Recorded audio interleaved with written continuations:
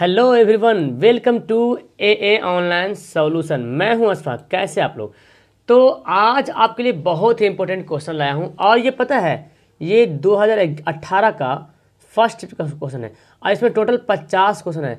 इतना मज़ेदार वाला सवाल है ना। मुझे लगता है कि अगर आप इस 50 में से अगर आप 35 सवाल बना लेते हैं, 35, तो समझ लो कि आपका मैथ बहुत अच्छा है। 35 सवाल अगर आप बना लेते हो 50 में से, तो मैं समझूंगा कि आपको बहुत अच्छे तरीके से मैथ आता है। और जो बंदा 40 बना लेगा, 45 बना लेगा, 50 में 50 बना लेगा, तो फिर उसको तो बल्ले बल्ले, उसको तो कुछ कहना ही नहीं है। ठीक है, तो हम जो स्टार्ट करने वाले हैं यहाँ पे, आप ना वीडियो अगर बाद में देख रहे हो तो वीडियो पहले रोक लेना।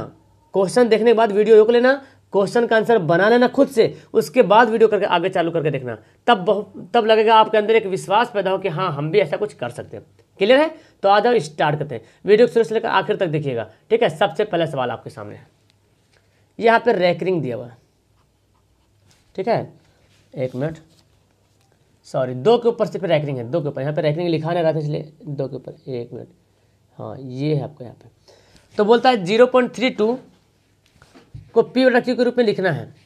तो ये तो बड़ा सा आसान सवाल है, इसको तो कुछ कह नहीं सकते। क्या करना है इसको, आपको मैं बताया था। पहले जितना लिखा रहेगा ना, जैसे यहाँ पे जितना भी लिखा रहेगा, समझो ध्यान से, 0.32 है, जितना लिखा रहेगा पहले उतना लिख दो। पॉइंट के इधर उधर जो कुछ लिखा रहेगा सब लिख देना। अगर 1 पॉइंट ऐसे रहता तो पूरा 132 लिख देते हैं। उसके बाद जिसके ऊपर रेकरिंग नहीं है, पॉइंट को तुम भूल जाओ, पहले पॉइंट को तुम भूल जाओ, पहले जितना लिखा रहेगा उसको लिख देंगे। उसके बाद जिसके ऊपर रेकरिंग नहीं है तो हम उसको लिख देंगे माइनस करके। तो 3 के ऊपर रेकरिंग नहीं, इधर तो 0 है तो कोई फायदा नहीं। अगर 1 होता तो 13 बनता, अगर 2 होता तो 23 बन जाता। तो यहाँ पे तो कुछ है ही नहीं, 0 है तो यहाँ पे 3 लिखेंगे। उसका इतना काम कर लीजिएगा। उसके बाद देखो पॉइंट के बाद वाला, अब बात देखो, अब देखो पॉइंट के बाद अब अपनाना है। ठीक है, पॉइंट के बाद जितना संख्या के ऊपर रेकरिंग रहेगा, जितना संख्या के ऊपर रेकरिंग रहेगा उतना बार 9 लिखेंगे। तो एक संख्या के ऊपर रेकरिंग है, एक बार 9। उसके बाद जितना संख्या, पॉइंट के वही बाद में, पॉइंट के बाद में ही जितना संख्या ऊपर जो है रेकरिंग नहीं रहेगा उतना बार डालेंगे 0। क्या डालेंगे? 0। अब घटा दीजिए, 29/90 है ऑप्शन में, जी आंसर बी। क्लियर है? अगर इस सवाल ऐसे देता था तो क्या करते हैं, पहले 152 लिख लेते हैं, फिर उसको घटाते कितना, पॉइंट भूल जाना भी। ठीक है, 15 घटा दीजिएगा। उसके बाद क्या बोला मैंने, जितना संख्या को पॉइंट के बाद अब देखना है, जितना संख्या के बार, जितना संख्या के ऊपर रेकरिंग है उतना बार 9, और जितना संख्या के ऊपर बार रेकरिंग नहीं है उतना बार 0। अब इसको घटा कर आंसर ला दीजिएगा। क्लियर है? अगला सवाल, ये सब सवाल में दिक्कत नहीं होती। सेकंड सवाल है, तो आपको टाइम लगेगा जी। ठीक है, 50 क्वेश्चन यहाँ पे सॉल्यूशन करेंगे तो टाइम तो लगेगा, है ना। एकदम हिम्मत बांध के बैठिए। 2 और 2.5 के बीच अपरिमेय संख्या कौन इनमें से है?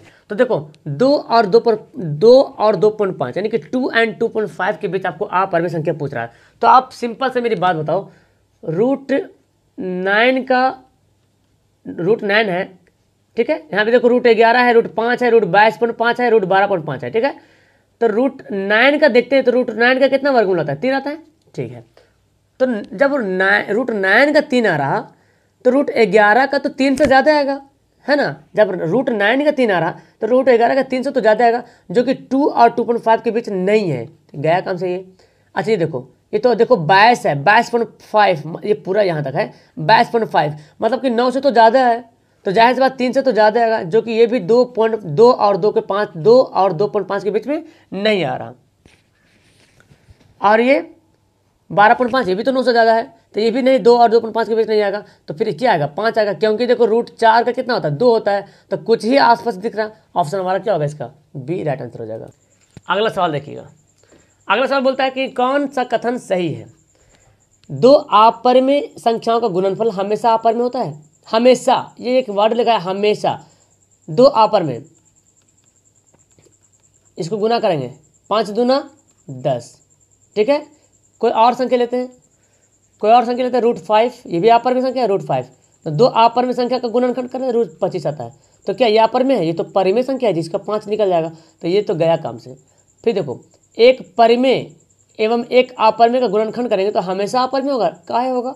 एक परिमेय एवं एक अपरिमेय संख्या का गुणनफल करेंगे, हाँ तो हमेशा हो जाएगा। 2 है और √2 है, तो गुना करोगे हमेशा क्या होगा? अपरिमेय होगा। तो फिलहाल ये तो सही है। ठीक है, 2 अपरिमेय संख्याओं का जोड़ कभी अपरिमेय नहीं हो सकता है, ये तो उल्टा बोल रहा। 2 अपरिमेय संख्या का जोड़िएगा तो अपरिमेय ही होगा ना, ये तो अपरिमेय ही होगा। ठीक है, ये भी नहीं है तो एक पूर्णांक तथा एक अपरिमेय संख्या का जोड़ कभी पूर्णांक नहीं हो सकता है। क्यों नहीं हो सकता? हो सकता है, बिल्कुल होगा। तो ये भी गलत मतलब बोल रहा, तो आंसर फिर यहाँ पे क्या होगा? बी यहाँ पे राइट आंसर हो जाएगा जी। ओके, अगला सवाल देखें। ये बोलता है कि n एक प्रकृति संख्या है अगर, तो रूट n क्या होगा? अब देखो n कोई प्राकृतिक संख्या है, मान लो कि 1 होगा, तो 1 का क्या होगा? 1 होगा। हमेशा प्राकृतिक संख्या आ रहा, चलो ठीक है। अब देखते हैं n क्या पे और कुछ देखते रखे, 2 देते हैं, तो रूट 2 का तो 2 निकलेगा नहीं, रूट 3 का तो निकलेगा नहीं, रूट 4 का निकलेगा, ठीक है। तो ये आ रहा। अब बोलते हैं हमेशा प्राकृतिक, हमेशा अपर में, देखो यहाँ कभी पर में आ रहा, कभी अपर में आ रहा, हमेशा पर में भी नहीं आ रहा और हमेशा प्राकृतिक भी नहीं आ रहा। तो कभी प्राकृतिक हो रहा, कभी अपर में हो रहा जी, बिल्कुल। कभी प्राकृतिक, ये क्या है? प्राकृतिक संख्या आ रहा, कभी अपर में संख्या आ रहा है। तो आंसर हमारा क्या होगा इसका? डी एकदम राइट हो जाएगा। नेक्स्ट क्वेश्चन देखें।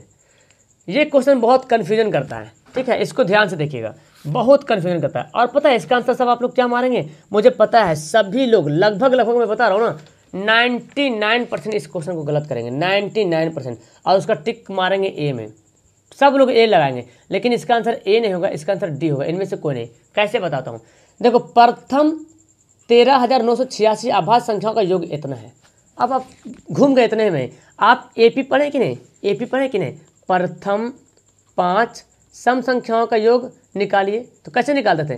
प्रथम 5 सम संख्याओं का योग का फॉर्मूला ऐसे फॉर्मूला जानते हैं, n/2 × 2a + n - 1 × d, है ना। तो योग यहाँ पे निकालने के लिए बोला जा रहा था, और यहाँ पे योग दिया हुआ ही नहीं है ना, यहाँ पे योग दिया हुआ नहीं है। मतलब प्रथम इतना अभाज्य संख्याओं का योग, अभाज्य संख्या कहाँ शुरू होता है?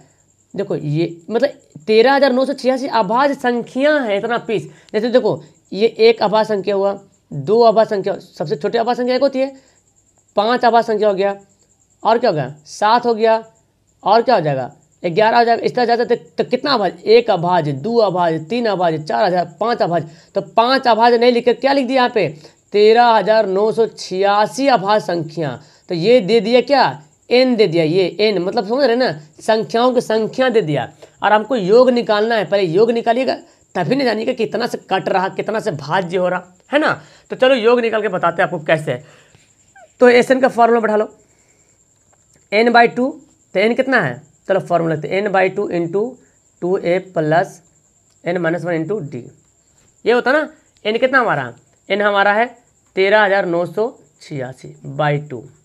यहाँ पे कितना? 2 गुना a2 है हमारा शुरू वाला पद, 2 गुना और 2 ही है, 2 गुना 2 × 2 प्लस n कितना है? 13,986 - 1 × d कितना है? देखो घटाइए, कितना आंसर आएगा इसका? घटाइए, यहाँ पे 1 आ रहा है, लेकिन यहाँ पे नहीं, हम इधर जोड़ते हैं, ठीक है। तो यहाँ पे d का वैल्यू क्या हो जाएगा? इनका अंतर 1, ठीक है। इसको आप डिवाइड करोगे तो 6,993, 2 दूना 4 प्लस इसको घटाइए, कितना आएगा? 13,985, अब 1 को गुना करिए तो 1 ही हो जाएगा इसका, इसको जोड़ दीजिए।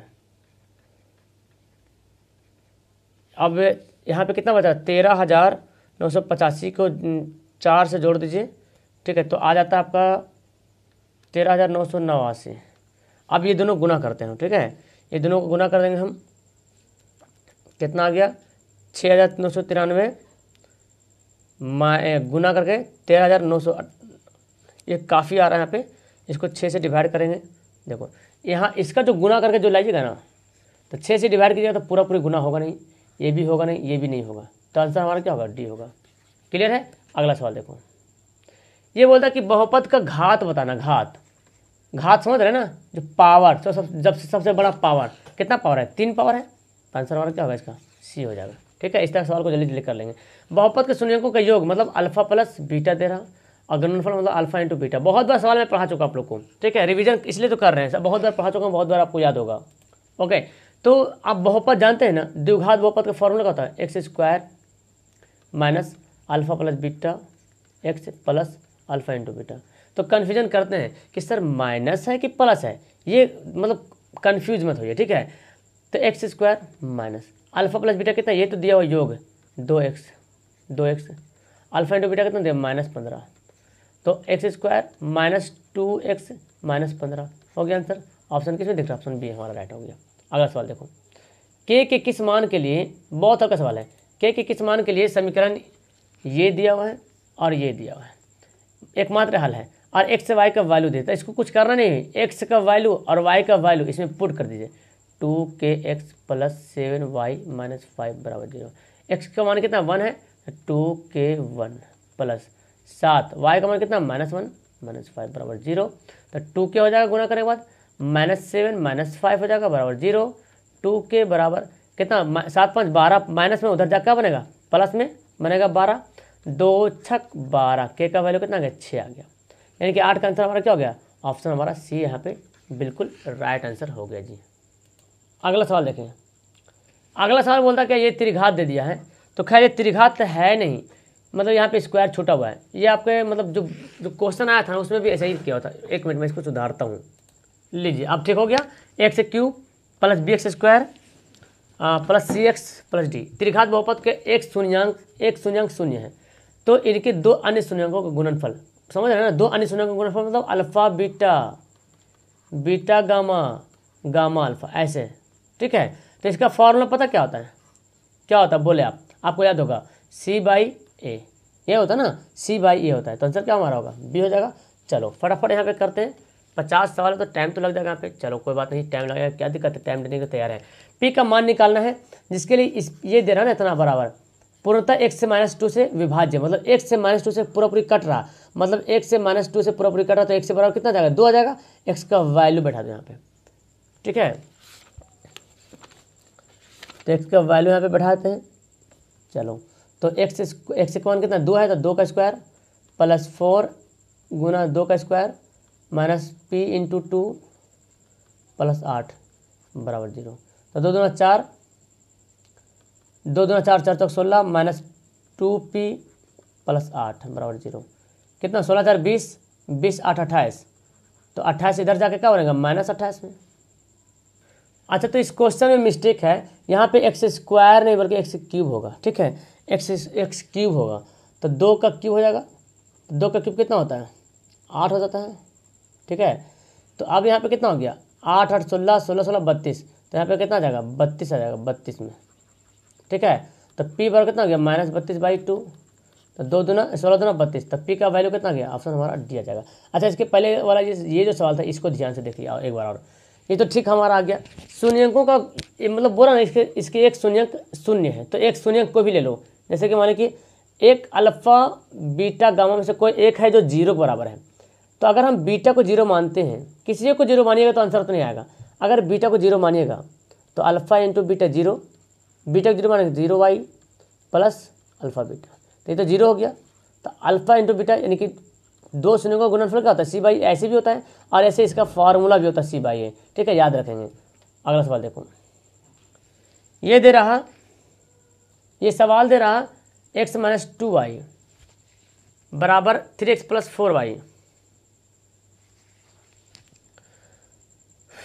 तो 3x + 4y बराबर n बराबर 10। तो आप देखो इसको कैसे हल करेंगे, इसको आप इससे बना लीजिए, बेहतर लुप्तीकरण से बना सकते हैं, या तो फिर ऐसे ही देखो, ये x से -2y बराबर 0 है ना, तो x से बराबर 2y कर सकते हैं, x से बराबर 2y कर दिया इसका, ठीक है। अब इस x का वैल्यू इसमें पुट करता हूँ, 3x + 4y बराबर 10 है, इसमें x का वैल्यू पुट करते हैं, तो x का वैल्यू कितना है 2y है, तो 3 × 2y, तो ऐसे बना सकते हैं। ये पता क्या है, प्रतिस्थापन विधि से बना रहा हूँ मैं, ठीक है।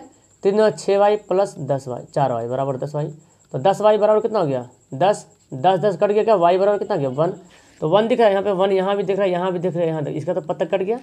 अच्छा अब देखना है x में, x से आता है कि नहीं आता है, ठीक, x किस में आ रहा है वो देखना है। तो y का मान बैठा दो इसमें, इसमें बैठा दो y का मान, तो x से -2 गुना 1 बराबर 0, तो x से बराबर क्या होगा +2 उधर जाके, तो किस में आ रहा है, तो 3 आ रहा है, ये 1 आ रहा है, आंसर क्या हमारा ए होगा, ठीक है, आंसर हमारा ए राइट आंसर होगा। अगला सवाल देखो, ये सवाल मैं बहुत बार पढ़ाया हूँ मैं आपको, 12 नंबर सवाल, ठीक है। आपको इसका आंसर भी याद हो गया होगा मेरे ख्याल से, आपको इसका आंसर याद हो गया कि इसका आंसर 1/2 होगा, बिल्कुल सही बोले, इसका आंसर 1/2। अब मुझे भी याद हो गया, देखो मैं बताता हूँ एक बार फिर से समझ लीजिए कि 10 पर पावर 2y है बराबर 25 है, तो क्या मैं 10 पर पावर 2y ठीक रहे, तो 25 को मैं लिख सकता हूँ 5 का स्क्वायर लिख सकता हूँ, तो ये क्या हो जाएगा 2 2 का कट जाएगा, ओके। तो ये क्या आ गया 10y बराबर 5 आ गया, क्लियर है। हमको लाना y पर 10 पर पावर माइनस वाई लाना, कैसे आएगा ये कैसे आएगा, तो ये इसको देखो अगर उल्टेंगे, जैसे देखो x पर पावर 1 है तो इसको उलटिएगा तो क्या होगा 1/x पर पावर -1 हो जाएगा, ये प्लस वाला क्या हो जाएगा -1 हो जाएगा। तो हम यहाँ पे उल्टेंगे तो 1/10 पर पावर -y बराबर 5, ऐसे भी कर सकते हैं। चलो तो इसको हम क्या करें, हमको लाना ये हो रहा है ना, ये लाना है। तो देखो इसके नीचे 1 छुपा हुआ है, चलो ठीक है। तो इसको अगर इससे गुना कर लेंगे 10 पर पावर -y को 5 से गुना कर सकते हैं, क्रॉस से गुना करेंगे, क्लियर है। अब हमको निकालना है ये 10 पर पावर -y निकालना है, तो 5 को यहाँ से भगाएंगे ना, कितना आएगा 1/5 आएगा। समझ में आया बात को, बात समझ में आ गई आपको। तो यहाँ पे इसको लिख करके मैं 2 काट दिया हूँ और 10 पर पावर y लिखा हूँ 5, इसको उल्टा किया हूँ इन्वर्स, तो जैसे इन्वर्स करेंगे तो पावर क्या होगा माइनस में आता है, तो इसको मैं क्रॉस गुना कर दिया हूँ और फिर 5 को इधर भेज दिया हूँ, आंसर आ गया हमारा। क्लियर है। अगला सवाल देखो, सवाल यहाँ पे बहुत अच्छा सवाल ये वाला है। ये क्या बोलता है कि 2k-1 और k इस समीकरण का हल है, मतलब कि ये ना, ये जो देख रहे हैं ना, ये इतना x के बराबर है और ये y के बराबर है। अब इन दोनों x की जगह पे ये वाला वैल्यू और y की जगह पे ये वैल्यू आप पुट कर दीजिए, आ जाएगा आंसर। तो 10x कितना है 2k-1 -9 और y कितना है k है बराबर 12, इसको हल कर देंगे। 10 दूना 20 के -10 -9 के बराबर 12, तब 20 में से 9 के घटेगा कितना 11 के 12 और ये 10 इधर जाके जुड़ जाएगा, माइनस जाके क्या बनेगा +10, तो 11 के बराबर कितना हो गया 12 10 22, 11 दूना 22, के का वैल्यू कितना 2, आ गया हमारा आंसर। 13 का आंसर क्या हो गया ऑप्शन हमारा बी यहाँ पे करेक्ट आंसर हो जाएगा। तो उम्मीद करता हूँ ये सवाल आपको ये बनाने आ गया होगा और बहुत बार मैं सवाल बताया हूँ आपको, ठीक है। अगला सवाल देखो, ये भी सवाल देखो बहुत इंपॉर्टेंट सवाल है और इसमें भी आप लोग गलती करते हैं। चलो समझ लेते हैं इसका। ये बोल रहा है इसका वैल्यू निकालेंगे, तो x का तो वैल्यू दिया हुआ है इतना, 1/x का वैल्यू नहीं दिया हुआ। हम देखो इसको तोड़ेंगे, ये जो √3 लिखा हुआ ना, 4√3 लिखा हुआ है, 4√3 को क्या मैं ऐसे लिख सकता हूँ 4 गुना 3 का ओवर रूट, बोलो लिख सकता हूँ, बिल्कुल लिख सकते हैं ना, बिल्कुल लिख सकते हैं। अच्छा इसको हम ऐसे भी लिख सकते हैं, 4 का जो है ना, 4 का जो है 4 का वर्गमूल को निकालते हैं बाहर, तो 4 का वर्गमूल निकाल लेते हैं बाहर तो कितना आ जाएगा 2 आ जाएगा, ठीक है। और ये देखो इसको ऐसे करता हूँ √4 इंटू √3 हम ऐसे भी कर सकते हैं क्योंकि वही तो है ना इसको। और 4 को ऐसे लिख देते हैं √2, 4 को तो 2 निकल जाएगा, इसका मैं निकालता नहीं हूँ, इसको मैं ऐसे लिखता हूँ, क्या दिक्कत है, ऐसे भी लिख सकते हैं, कोई दिक्कत नहीं, निकालो चाहे निकालो। अब देखो इसको मैं ऐसा क्यों किया, देखो समझ में आ जाएगा। ये हमारा है ना 7, तो क्या मैं 7 को लिख सकता हूँ 4 + 3, बोलो जी लिख सकता हूँ कि नहीं लिख सकता हूँ, कैसे लिख देंगे, चलो ठीक है लिख सकते हैं। आइए देखो इसको मैं क्या बोला अभी, इसको मैं अभी जो इसको मैं किया, इसको तोड़ा मैं, क्या है इतना आ सकता हूँ, इसको मैं अभी यहाँ तक तोड़ दिया, मैं यहाँ तक मैं इसको लिख सकता हूँ ना 2 × √4 × √3, समझ में आ रहा कि ना आपको। इसको अभी मैं 4√3 को मैं तोड़ के बताऊँ, 4 को अंदर ले जाएंगे तो 4 × 4 हो जाएगा 2 बार, और 2 बार को इसको हम अलग कर लेंगे तो 4 बाहर, ये 4 अलग √3 अलग, तो 4 को मैं ऐसे कर लिया, क्यों कर लिया अभी देखो समझ में आ जाएगा तुरंत। अच्छा ये जो 4 लिखा हूँ इसको कोई और तरीके से मैं लिख सकता हूँ 4 को, बोलेंगे हाँ सर लिख सकते हैं, कैसे √4 का स्क्वायर कर सकते हैं, क्योंकि √4 का स्क्वायर तो √4 का स्क्वायर क्या होता है 4 होता है, क्लियर है। और √3 का स्क्वायर कर सकते हैं, तो √3 का स्क्वायर क्या होता है 3 होता है, 2ab। अब मुझे बताओ ये किसका फॉर्मूला है, ये किसी का फॉर्मूला दिख रहा, a² + b² + 2ab। इस पर कुछ असर नहीं पड़ना चाहिए, जब भी मैथ बनाना तो पीछे घूम के देखना कि इस पर कुछ पिछले पे कुछ असर तो नहीं पड़ रहा ना। तब मैं बोला ना 4√3 को मैं ऐसे भी लिख सकता हूँ। अब देखो ये कितना हो गया, a + b का होल स्क्वायर किसका फॉर्मूला है, तो ये कितना है हमारा √4 है, b कितना है √3, a + b का होल स्क्वायर हो गया, + b का होल स्क्वायर, ओके। अब यहाँ पे ओवररूट है, ये ओवररूट यहाँ पे दे दिया, तो आपको पता स्क्वायर से ओवररूट क्या होता है कट जाता है, तो क्या बचा √4 + √3, क्लियर है। अब देखो मैं क्या करूँगा, इसको मैं देखो अभी हमारा ये सवाल था यहाँ 1/x + 1/x है ना, इसके वैल्यू निकालना है, इसलिए x + 1/x, तो x का वैल्यू कितना आ गया √4 + √3 आ गया, और प्लस 1/√4 + √3, एलसीएम यहाँ पे ले लेते हैं √4 + √3, तो ये एक में है, ये एक में है, ये एक में है, इसको यहाँ पे एक में एक है नीचे, भाग करेंगे तो इतने बचेगा, गुना करेंगे तो इसको पहले इसको भाग करते हैं, गुना करेंगे तो क्या होगा, √4 प्लस √3 का स्क्वायर हो जाएगा +1, है ना। तो ऐसा काम करते हैं, इसका एलसीएम वगैरह नहीं लेते हैं, ठीक है। एलसीएम लेने से ज़्यादा लॉन्ग हो जाएगा। इसको मैं ना ये इसको हटाता हूँ यहाँ से, ठीक है। यहाँ से इसको काटते हैं और काटने के बाद इसको देखिए मैं कैसे बताता हूँ। ईजी है यहाँ पे, कोई हार्ड नहीं है यहाँ पे।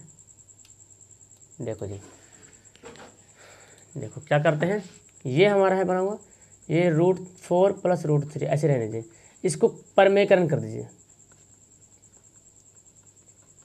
परमेकरण करेंगे तो √4 माइनस √3 हो जाएगा, है ना, √4 माइनस √3। चलो ये √4 प्लस √3 ऐसे रहने दो। ये देखो इसको गुना करेंगे 1 से तो √4 माइनस √3। ये देखो a plus B A minus B, A plus B A minus B क्या होता है, A square minus B square.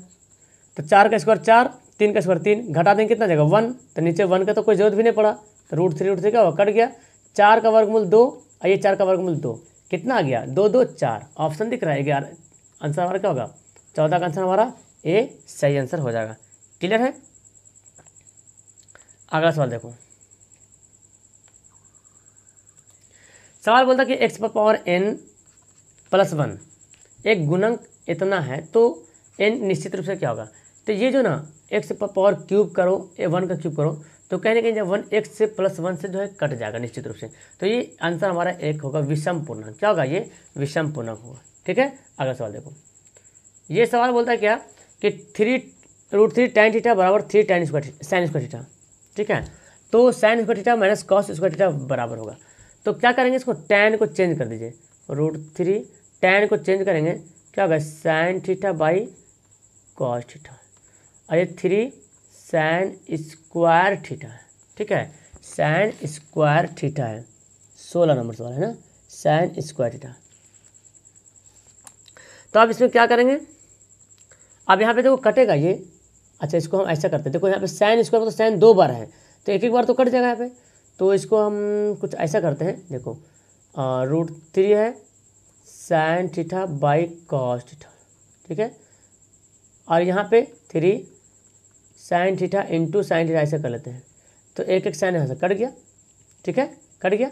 अब यहाँ पे क्या बचेगा, अच्छा तो ये सवाल भी ना मतलब गाइड में जो सवाल दिया हुआ है सवाल भी मिस्टेक किया हुआ, ठीक है, इसलिए मैं भी मिस्टेक हो रहा हूँ। sin स्क्वायर नहीं होगा, ठीक है, इसको मैं चेंज करता हूँ, sin स्क्वायर नहीं होगा, बस ऐसा ही रहेगा, तब मेरा सही बनेगा, ठीक है। तो चलो, तो फिर sin स्क्वायर होगा नहीं, तो फिर कट गया, ये कट गया, ये sin कट गया। अब क्या हुआ, 1 √3 को इधर भेज दो, 1 बाई कॉस थीटा बराबर 3 बाई √3, ठीक है। अब देखो क्या करेंगे, इसको काटिए, तो √3 को हम कैसे लिख सकते हैं, 3 को हम कैसे लिख सकते हैं, √3 इंटू √3 लिख सकते हैं, और यहाँ पे √3, तो एक कट गया, तो क्या हुआ कॉस, ओके, तो यहाँ पे कितना आ जाएगा, ये तो 3 दिन कट गया यहाँ पे, तो कॉस को 3 से √3 से गुना कर दीजिएगा, तो √3 कॉस थीटा, और क्या बचा 1 बचा ना, तो कॉस थीटा बराबर क्या होगा 1 बाई √3 आ गया। अब यहाँ पे देखो इसको हम देखना है, इसको sin square theta, sin square को मैं लिख सकता हूँ 1 माइनस कॉस स्क्वायर थीटा, और यहाँ पे पहले से कॉस स्क्वायर थीटा लिखा हुआ है, तो 1 माइनस कॉस स्क्वायर थीटा यहाँ पे माइनस में 1 है और यहाँ पे माइनस में 1 है, तो 2 कॉस स्क्वायर थीटा हो जाएगा, चूँकि 1 यहाँ पे 1 यहाँ 2 हो जाएगा, तो 1 माइनस 2 इंटू कॉस थीटा का वैल्यू कितना है 1 बाई √3 आया, 1 बाई √3 का स्क्वायर कर देंगे यहाँ पे, तो 1 माइनस 2 इंटू 1 बाई 3 आ गया, है ना, 1 माइनस 2 बाई 3, फिर इसको बनाओ, तो 3 माइनस 2 यानी कि 1 बाई 3, ठीक है। तो 16 का आंसर कितना आ गया, 16 का हमारा आंसर आ गया 1 बाई 3, ऑप्शन हमारा क्या हो गया, इसका जो है एकदम सी राइट आंसर हो जाएगा, ओके। तो उम्मीद करता हूँ ये सवाल आपको समझ में आ गया होगा, समझ में आया कि ना सवाल, ये ना स्क्वायर नहीं था, स्क्वायर मिस्टेक यहाँ पे लिखा गया, या तो सवाल गलत था, तो स्क्वायर नहीं था तो कट गया, तो ये कॉस थीटा का वैल्यू निकालेंगे 1 बाई √3, और ये देखो sin स्क्वायर को 1 माइनस कॉस स्क्वायर कर दिया, sin square formula, cos square यहाँ कॉस स्क्वायर है 2 कॉस स्क्वायर का क्या बैठा 1 बाई √3 बैठा दिया मैंने, तो 1 बाई √3 जब बैठा दिया तो फिर यहाँ पे क्या हो गया 1 बाई 3, 2/3 एलसीएम के 1 बाई 3, ओके। अगला सवाल देखो, 2 tan 30 degree into 1 plus tan square होगा, ठीक है, यहाँ पे स्क्वायर होगा। अब वैल्यू कैसे करेंगे, 2 इंटू tan 30 का मान कितना था 1 बाई √3, वन प्लस 1/√3 का स्क्वायर, ठीक है। तो 2/√3 हो जाएगा, 1 + 1/3 हो जाएगा। बनाइए इसको, 2/√3 हो गया, कितना होगा 3 + 1, देखिए यहाँ पे बनाते हैं। तो 2/√3 हो गया, इसको कितना 4/3 हो जाएगा। ये भाग है ना, भाग को पलटेंगे क्या गुना में, तो 3 चल जाएगा ऊपर, 4 आ गया नीचे। देखो ये 3 है ना, इसको जब काटेंगे 3 को मैं ऐसे लिख सकता हूँ √3 × √3, तो एक कट जाएगा तो एक बचेगा, इसको काट देंगे तो √3 यहाँ पे बचेगा। तो √3/2 कितना है, √3/2। √3/2 किसके बराबर होता है, tan 60 का, है ना। tan 60 जो है √3/2 के बराबर होता है। क्लियर है। अगला सवाल देखें। देखो अगला सवाल यहाँ पे दिख रहा कि sec A = cosec B 13/√3, ठीक है, 13/12 दिया हुआ है, ठीक है। तो क्या यहाँ पे करेंगे, ओके। तो यहाँ पे देखो sec है और cos B है, तो हमको A + B का वैल्यू निकालना है, ठीक है। तो अब देखो क्या करेंगे इसको, हम इसको करने का सिंपल तरीका है कि sec को हम क्या लिख सकते हैं, sec को लिख सकते हैं यहाँ पे 90/θ क्या होता है, हम यहाँ पे लिख सकते हैं cosec 90 - A, चूँकि cosec 90 - θ क्या होता है, cosec 90 - θ sec θ होता है, बराबर cosec B, cosec कट गया तो 90 - A = B, तो 90 बराबर क्या हो गया B + A, तो यानी कि A + B बराबर कितना गया 90 हो गया। आंसर हमारा C इसका करेक्ट आंसर हो गया। समझ में आया सवाल। अगला सवाल देखो, यदि किसी त्रिभुज ABC में कोण A तथा कोण B पूरक कोण है, मतलब कि कोण A कोण B मिला के कितना है पूरक, मतलब समझ रहे हैं ना, जिस दो कोण को मिलाकर के 90 डिग्री उसको बोलते पूरक। तो cot C, तो कौन C तो ऑलरेडी पूरक हो जाएगा, यानी कि कोई त्रिभुज है A है B है C है, ये A और B मिला के पूरक बोल रहा, पूरक मतलब 90 डिग्री हो जा रहा। तो त्रिभुज में तीनों कोण को मिला के 180 डिग्री होता है, तो A और B मिला के 90 डिग्री हो गया, तो बचा 90 डिग्री बचेगा, तो cot C बोल रहा, यानी कि cot 90, चूँकि C 90 बच रहा तो cot 90 कितना होता है, सॉरी cot है ना, cot क्या है cot 90। ओके, तो क्या आंसर हो जाएगा, फिर तो हमारा आंसर इजी है, cot 90 = 0 होता है, ऑप्शन हमारा बी। समझ में आ गया सवाल। चलो फटाफट करते हैं इसको। tan α + β = √3, तो tan A और tan α + β दिया हुआ है, और tan A है, यहाँ पे कुछ मिस्टेक हो गया, यहाँ पे 1 मिनट मैं देख लेता हूँ, 20 नंबर सवाल है ना, हाँ ठीक, यहाँ पे A नहीं अल्फ़ा, यहाँ पे भी अल्फ़ा होगा, ठीक है अल्फ़ा ही होगा। tan α + β दिया √3 और tan α 1/√3, तो tan β का वैल्यू क्या होगा। ओके, तो यहाँ पे tan α हो गया, ओके। तो देखो tan α बराबर, अब देखो tan α + β √3 दिया हुआ है, इसका मतलब ये हो रहा कि कहीं ना कहीं tan 60 डिग्री का वैल्यू भी तो होता है √3, तो मतलब अल्फ़ा प्लस बीटा का योग जो है 60 डिग्री है ना, क्योंकि tan 60 का वैल्यू ही तो होता है √3, तो कहीं ना कहीं tan 60 डिग्री का वैल्यू √3 होता है, तो इसका मतलब अल्फ़ा प्लस बीटा जो है वो 60 डिग्री है, ठीक है। अब यहाँ पे दे रहा है tan α = 1/√3, और 1/√3 कितना होता है tan 30 का होता है 1/√3, tan 1/√3 कितना होता है tan 30 का होता है, मतलब अल्फ़ा हो गया कितना 30 डिग्री, तो बीटा कितना होगा, बीटा भी 30 डिग्री होगा, बीटा भी 30 डिग्री होगा, तो tan बीटा का वैल्यू कितना होगा, जब tan बीटा बोले तो tan 30 डिग्री, तो tan 30 डिग्री 1/√3, फिर वही कहानी आ गया। आंसर क्या हो गया हमारा 20 का जो आंसर हो गया हमारा सी, एकदम राइट आंसर हो जाएगा। क्लियर है, अब तक बन गया होगा आपको। चलिए देखो, ये सवाल मैं आपको करा चुका हूँ, ठीक है, अब ये सवाल आपसे छूटना नहीं चाहिए। अच्छा, ये दूसरा सवाल है, यदि सूर्य की किरणें का झुकाव 45 से 60 बढ़ जाता है तो मीनार की छाया की लंबाई 50 मीटर घट जाती है, तो मीनार की ऊंचाई बताइए। देखिए ये है मीनार, ओके। तो बोलता है कि सूर्य की किरणें 45 से 60 बढ़ जाता है, मतलब पहले था 45 और 60 बढ़ गया, मतलब ये देखो ये पहले था 45 और 60 हो गया, ठीक है।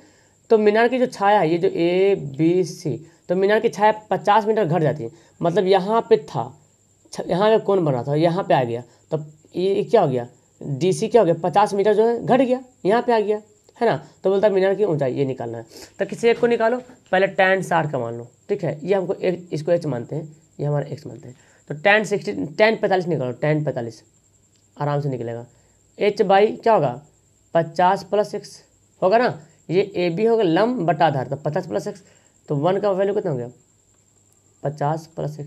अब यहाँ पे x का वैल्यू निकालेंगे, ठीक है, क्रॉस गुना करते हैं, 50 + x = x, और x बराबर क्या होगा H - 50। क्लियर है। अब यहाँ पे क्या करें, tan 60 बनाते हैं।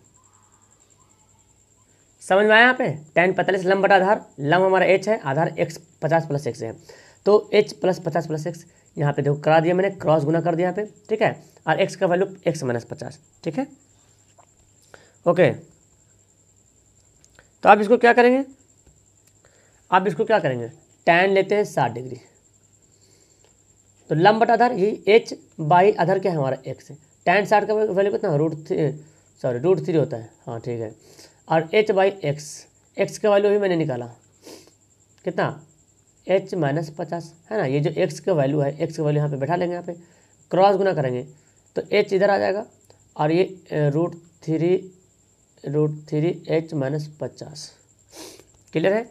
अब क्या करेंगे, हमको h निकालना है तो √3 इधर लेना पड़ेगा, चलो h माइनस √3 h बराबर माइनस 50।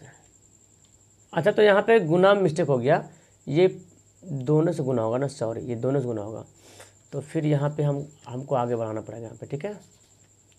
तो अब इसको जब करते हैं तो क्रॉस गुना ये h हो जाएगा, ये √3 h माइनस √3 50, ये दोनों हो जाएगा।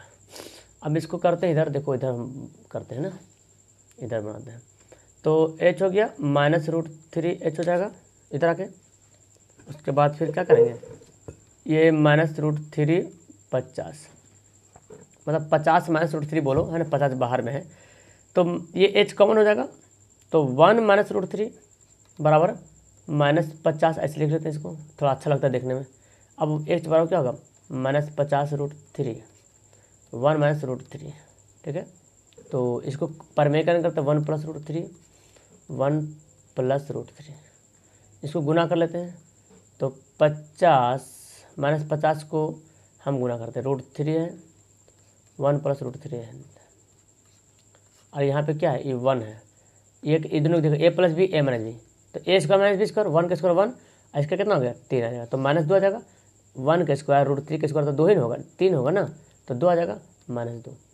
यहाँ पे क्या करेंगे, ये देखो काटना पड़ेगा हमको, तो दोनों तरफ माइनस कट जाता है, पहले दोनों तरफ माइनस कट गया, ये कितना हो गया 25 से कट गया, तो 25 √3 और 1 प्लस √3, इसको गुना कर दीजिए, तो 25 √3 हो जाएगा, और यहाँ करेंगे तो कितना 25 गुना 3 है ना, ये ना होगा 25 गुना 3, तो 25 कॉमन ले लीजिएगा, तो क्या हो जाएगा 3 प्लस √3 बचेगा, ये हमारा आंसर हो गया। समझ में आया मेरी बात को, ये 50 गुना 25 हो गया, यहाँ तक समझ गए, 25 √3 को 1 से गुना किया, अब 25 √3 को 3 से गुना किया, तो 25 का तो 25 हो गया, √3 गुना करके 3 हो गया, तो 25 कॉमन यहाँ पे लिया, यहाँ पे √3 यहाँ पे 3 और √3, तो हम इसको √3 को पहले लिख लिया, √3 को बाद में लिखा, हमारा यही आंसर हो जाएगा। क्लियर है। अगला सवाल देखो, सूर्य का उन्नयन कोण जब किसी सीधे खड़े खंभे की छाया और उसके ऊंचाई बराबर हो, यानी कि ऐसे एक ऐसा उन्नयन कोण बताना है जब छाया और ये छाया और ऊंचाई दोनों आपस में क्या हो, बराबर है, जितना छाया है, जितना खंभे की छाया है उतने ही खंभे की ऊंचाई है, ठीक है। तो ये कोण क्या होगा, तो tan बराबर क्या होता है, tan थीटा बराबर लंब बटा आधार, लंब कटेंगे कितना 1 बचेगा, तो tan थीटा 1 किसके बराबर होता है, 45 डिग्री बराबर होता है, तो मतलब हमारा आंसर क्या होगा 22 का आंसर हमारा बी राइट होगा। अगला सवाल देखो, इसमें जो सवाल जो दिया बड़ा अच्छा सवाल दिया, थोड़ा सा टाइम लगेगा इसमें, ठीक है। अभी तक हम लोग आधा घंटा हो चुका है और पहुँचे अभी बहुत दूर है। H है तो यहाँ पे H1 बोल सकते या H भी बोल सकते, कोई दिक्कत नहीं है ना। H था H2 ऊंचाई के दो मीनार के पादों की जोड़ने वाली मध्य रेखा के मध्य बिंदु दर मीनारों द्वारा बिंदु पर होगा बिंदु पर मीनारों द्वारा कौन सा इतना कोण बनता है, तो H1 H2 निकालना, यानी कि ये देखिए, ठीक है, ये ऐसे है, H1 है, हम इसको H1 H मान लिया, इसको H2 मान लिया, और ये एक दूसरे को जोड़ रहा कहाँ पे, रेखा मध्य बिंदु पर, तो मतलब यहाँ पे कहीं पे कोण बन रहा है, यहाँ पे ये 60 डिग्री बना रहा और ये बना रहा 30 डिग्री, ठीक है। क्रमशः का मतलब पहले 60 H वाला और 30 वाला पहले H2 वाला यहाँ लिख लिया। अब हमारा बोलता है कि H1 H2 निकालना है, तो अब इसको पहले ये देखो, यहाँ पे O मान लेता हूँ, तो इसका कुछ दूरी होगा, है ना, A B C D, ठीक है। तो पहले इससे निकालते हैं tan 60 से, तो tan 60 बराबर क्या होता है लंब बटा आधार यानी कि h/CD। tan हमको h का वैल्यू निकालना है, हमको h बराबर निकालना है और h1 h2 वही बोल, इसको h1 बोलो तो h1 h2, तो हमारा h1 निकालना है। tan 60 का वैल्यू कितना होता है, तो बोलेंगे सर √3 होता है h/CD। ठीक है, तो अब h का मान कितना गया CD, √3 CD है ना, √3 क्रॉस गुना हो जाएगा, क्रॉस गुना करेंगे, आगे h1 का वैल्यू आगे h1 आ गया। फिर tan 30 निकालेंगे, tan 30 का क्या होगा h2/, अच्छा ये BD में लिख दिया हूँ, OD लिखते हैं, OD सॉरी OC या CO बोलो ना, है ना, OD तो ऊपर में है, OC ये OC या CO। ठीक है, और इसका होगा OB। क्लियर है, और यहाँ पे पहले बोल दिया कि मध्य बिंदु पे, है ना, मध्य बिंदु पे बोला गया, तो ये बात याद रखें, मध्य बिंदु बोल रहा मतलब ये दोनों बिंदु आपस में क्या है, बराबर है, बोल रहा ना मध्य बिंदु पर, मतलब जितना OB उतना ही OD आपस में बराबर, अगर इसको x तो वो भी x। क्लियर है, दोनों बराबर है। अब क्या करते हैं 1/√3 यहाँ पे लिख लेते हैं, इसका आपको तो पता ही नहीं है, इसका मान OB जो लिख लो। ठीक है, अब देखो OB का वैल्यू कितना हो जाएगा h2/√3 है ना, तो h2 बराबर क्या होगा OB/√3। ठीक है, तो हमको h1 h2 बोल रहा ना, h1 h2 बोल रहा, तो इसलिए h1/h2, h1 कितना आया देखो √3 OC, और ये कितना आया √3 OB, तो ये OC OB तो आपस में बराबर ही है ना, ये दो लोग कट गया, है ना, कट गया। अच्छा मैं यहाँ पे वैल्यू बैठाने में गलत कर दिया हूँ, एक मिनट देखो, h1/h2 निकालना है ना, h1 कितना है √3 OC, और h2 देखो हमारा ये है OB/√3, ये बड़ा वाला बटा है, तो √3 OC, ये भाग को पलटेंगे गुना में, यहाँ पे 1 छुपा हुआ है, तो √3 चल जाएगा ऊपर में और OB आ जाएगा नीचे, OB OC आपस में बराबर है, √3 गुना करें कितना आएगा 3 आएगा, और नीचे कितना है 1 है, तो 3:1 होगा। क्लियर है, यहाँ पे मैं गलती लिख देता है। क्लियर है, तो ये चूंकि h2 का वैल्यू कितना है OB√3 लिखा है ना, OB√3, और OC OB आपस में बराबर क्योंकि मध्य बिंदु बोल रहा है। ठीक है, तो हमारे सवाल ये बन गया। अगला सवाल देखो, सवाल तो धाकड़ है जी इसमें, जो सारा सवाल देखो, एक 6 मीटर ऊंचे खंभे की छाया 4 मीटर लंबी है, एक 6 मीटर ऊंचे वृक्ष की छाया 6 मीटर 4 मीटर लंबी, ये छाया है, कौन बनेगा यहाँ पे, कुछ ना कुछ कौन बनेगा। चलो, और उसी समय जिस समय ये कौन बन रहा, मतलब 12 बजे 1 बजे जिस टाइम कौन बन रहा, उसी समय एक खंभे की छाया 50 मीटर लंबी, एक खंभा है, तो जाहिर बात खंभा की छाया जब लंबी है 50 मीटर, तो खंभा भी लंबा ही होगा, है ना, उसी समय सेम समय, तो पता नहीं है, लेकिन इतना तो कंफर्म हो गया कि बोल रहा उसी समय से पता चल रहा है कि जितना कोण यहाँ पे बन रहा होगा उतना ही कोण बनेगा, क्योंकि टाइम वही है, तो जो सूरज का जो झुकाव रहेगा, तो जो 30-45 जितना कोण बनेगा वो दोनों पे सेम कोण बनेगा। क्लियर है, दोनों पे कोण जो है वो सेम बनेगा।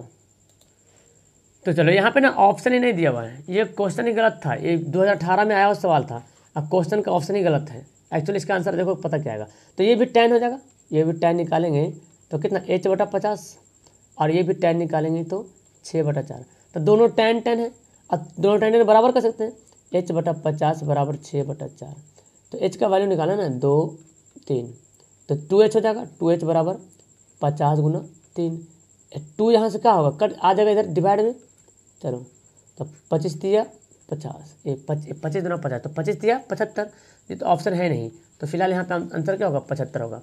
मैं इसको ना मिटा करके डी में लिख देता हूँ। ठीक है, तो 75 हमारा आंसर हो गया। ओके, तो ऐसा भी सवाल एग्जाम में था जिसमें ऑप्शन ही नहीं था, स्टूडेंट क्या करे, है ना, अब इनमें से कोई किसको रंगे बेचारा, तो खैर हमारा आंसर फिर क्या होगा डी होगा।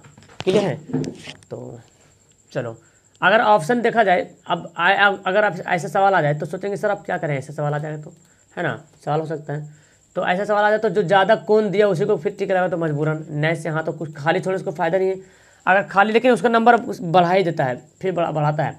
6 मीटर ऊंचे खंभे की छाया पृथ्वी पर 2√3 मीटर लंबी है, तो सूर्य का उन्नयन कोण, सब बहुत अच्छा सा सवाल यहाँ पे दिया, फटाफट बनाइए इसको, क्या होगा इसका आंसर 6 मीटर लंबे छाया है,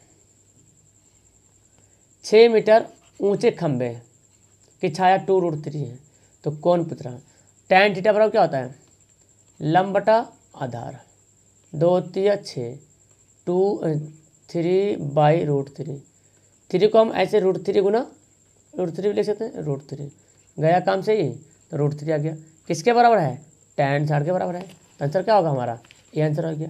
25 का आंसर हमारा ये एकदम करेक्ट आंसर होगा। अगला सवाल देखो, सरल रेखा है, अब हल्का हल्का सवाल मिलेगा। सरल रेखा है x से बराबर 2y-2, ये एक दूसरे क्या होगा? तो ये एक ग्राफ है, ये x वाला है, ये y वाला है। तो x के जगह पे 2 है, तो x जगह पे मान लिया 2 है, तो इसका ग्राफ बनाइएगा तो कैसे बनेगा? ऐसे बनेगा। y बराबर -2 है, तो -2 यहाँ पे, तो ये ऐसे ऐसे बनेगा। तो एक दूसरे पे क्या हो रहा? एक दूसरे पे लंब हो रहा है ना, एक दूसरे पे जो है लंब हो रहा। अगला सवाल देखो, त्रिभुज का क्षेत्रफल निकालो। जब भी 0 0 दे दे x1 x2 को, मैं इसका ट्रिक बताता हूँ, ठीक है, इसको ट्रिक बता दूंगा। अगर आपको एग्जाम में सवाल आ जाएगा इतना लंबा ऑब्जेक्टिव में, तो क्या करोगे? फॉर्मूला तो जानते हैं, 1/2 x1 1 2 3 2 3 1, ठीक है, 3 1 2, जानते हैं फार्मूला। देखो x1 कितना दिया हुआ है? 0, तो 0 को कोई चीज़ से गुना कीजिएगा तो क्या होगा? 0 हो गया, है ना जी। x1 दिया हुआ 0 और 0 को कोई चीज़ से गुना कीजिएगा तो क्या होगा? 0। यहाँ पे कुछ भी रहे y को न मानो, सब 0 हो जाएगा। x2 कितना दिया हुआ? देखो x2 भी दिया हुआ कितना? 0, तो इसका सब मान क्या हो गया? 0 हो गया। अब नहीं चलेगा। अब हमारा यहाँ पे x3 कितना है? x3 हमारा है 3 है। y1 कितना है? तो 1 है। और y2 कितना है? 5 है। तो कितना? 3 -4 हो गया, 4 3 12 हो गया। और ये है ना 1/2, ऐसे में 1/2 है ना, तो 1/2 गुना 12, 2 6 12। देखो कितना आसान से बन गया आंसर हमारे से। तो एग्जाम में सवाल है तो ऐसे ही करना, ठीक है ना। यानी कि x से बराबर जब 0 हो गया है, तो x1 में जो 1 2 3 जो लिखते हैं 1 2 3, तो x1 0 जब हो गया तो यहाँ पे कुछ भी रहेगा तो 0 हो जाएगा, है ना। अगला सवाल देखो, अगला सवाल भी इस तरह से कुछ है, आपको देखना है। देखो ये क्या बोल रहा है, क्षेत्रफल निकालना है, इसका सिर से दिया यहाँ पे, तो ये भी उसी तरह बनाएंगे।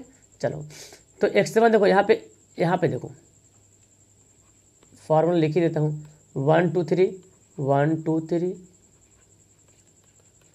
अरे यार 2 2 3 1 3 1 2, ठीक है।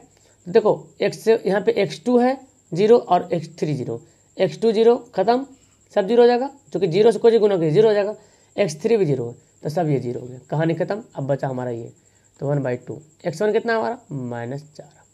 y1 कितना है? y2 कितना है? 1 2 3। y2 कितना है? 3 है। और y3 कितना है? 0 है। वही आएगा, इसमें भी आंसर सेम आएगा, है ना, इसमें भी वही आंसर आएगा। 4 3 12, 2 6 12। समझ में आया सवाल को? चलो ये सवाल देखो, उस बिंदु का नियामक ज्ञात के जो इस जोड़ने वाले रेखाखंड को इस अनुपात में विभाजित करते हैं। बहुत हल्का सा सवाल है, इसका फॉर्मूला जानते हैं। ये हमारे m1 है, ये हमारा m2 है। x निकालना और y निकालना है ना। तो फॉर्मूला क्या होता है? हाँ, m1 x2 plus m2 x1 by m plus n, ठीक है।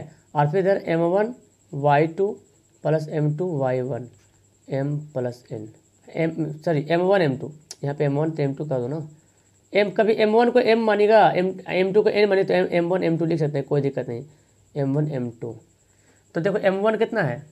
2 है। x2 कितना है? 2 है।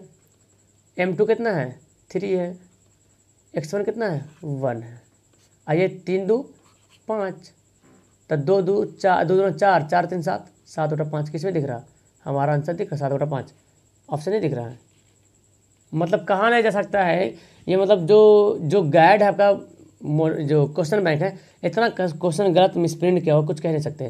तो देखो 7 बटा 5 आ रहा, यही हमारा आंसर होगा, ठीक है। y1 इस तरह इसको निकाल लीजिएगा तो हमारा 9 बटा 5 आंसर आ जाएगा। क्लियर है? अगला सवाल देखो, ये देखो हल्का सवाल है, मूल बिंदु से दूरी निकालने क्या होता है? x² प्लस y² का ओवर रूट, तो -3 का स्क्वायर प्लस 4 का, एकदम कचाइन कर दें, सवाल बना कर 3 3 9 4 4 16, कितना गया? 25 का 5, हमारा आंसर डी।